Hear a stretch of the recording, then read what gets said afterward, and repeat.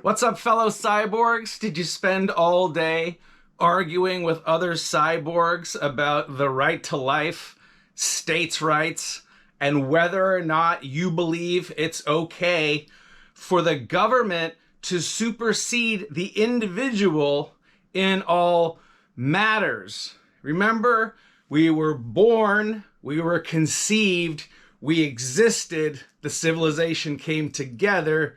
We then elected other entities such as ourselves to then represent and then serve us. And then through graft and corruption and just apes being apes and humans being humans and transhumans being transhumans, well, now we're in a situation where the state is doing what the state will always do, and that is to distract you and to scare you into stopping the very, very progress that we've made. The progress is individuals created the state serves the individual.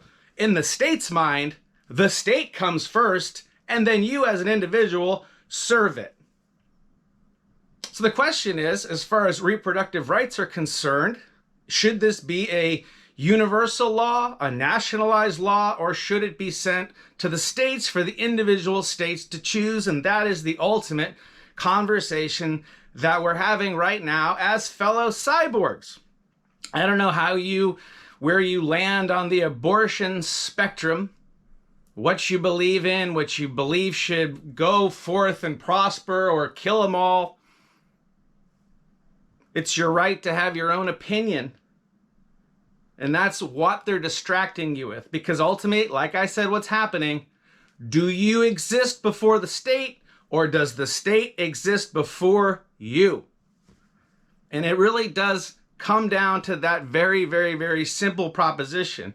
Now, mind you, the state has proven to us time and time again, they can't define what a woman is. They can't define what a man is. But magically, they can define what life is. Again, it's all one big smoke show. It's all one giant distraction to stop you from realizing the very, very simplicity of what is happening. The state assuming first position in reality. Ministry of truth. What they decide is the reality. You accept it. If you don't, you're destroyed. Is it that simple? If you want to put a futurist hat on this, your views on abortion may change. Because mind you, we went from a completely human animal to a human animal with technology. That's us, that's cyborgs.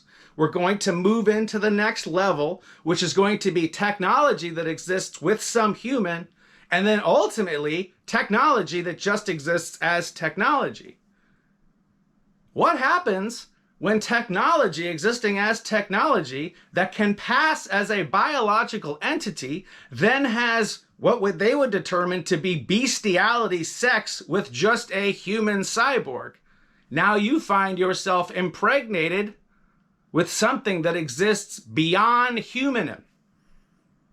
In a post-truth, in a post-God, in a post-free America exists the possibility where non-human entities can knock up human entities. And then what do you do with that information?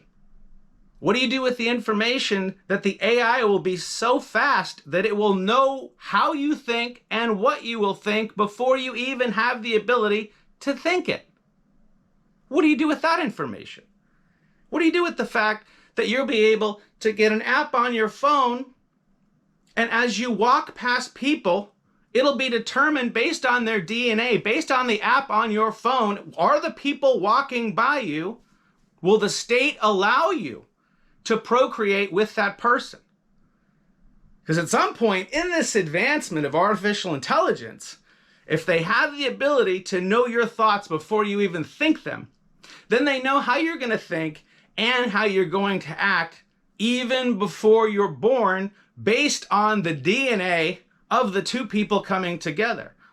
And if you think it's scary of what the state is doing to us now with the limited technology that we have as cyborgs, imagine what a centralized state, a centralized power will do to actual human cyborg freedom when they have the ability to determine whether or not you can procreate. You can ask China how that would work out as their civilization collapses under their one-child policy that is absolutely shit the bed.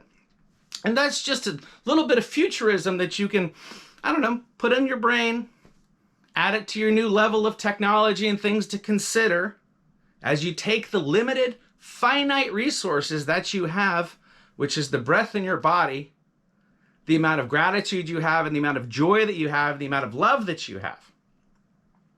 As you go about your day, in what seems to be, based on what's happening online, a very, very, very disordered existence based on chaos, based on yelling before listening, typing before reading, knowing before understanding, unknowing ultimately before knowing.